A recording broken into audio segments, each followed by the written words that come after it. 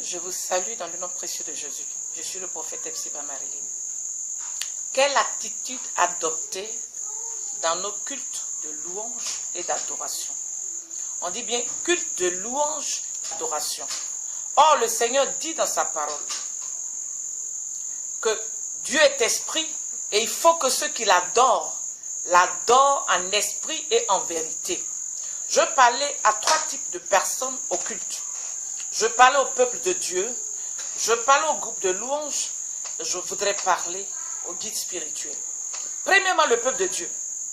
Mon frère, ma soeur, quand tu te lèves pour aller au culte, je crois que tu te lèves dans l'optique d'aller adorer le Seigneur. Et si le Seigneur dit que Dieu est esprit et qu'il faut que nous l'adorons en esprit et en vérité, il est esprit, cela veut dire qu'il est au milieu de nous.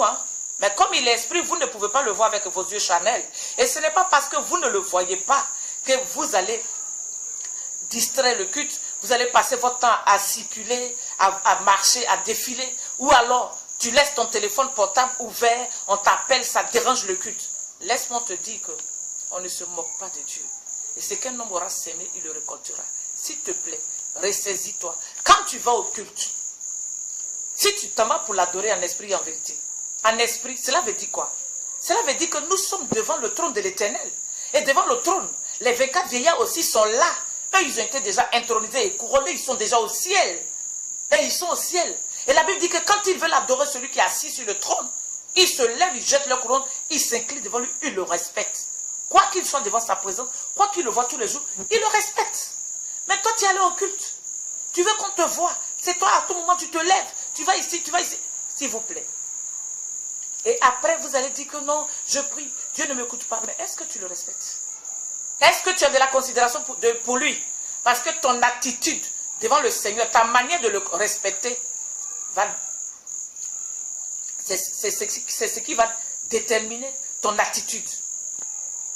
Donc, restez vraiment dans une position d'humilité.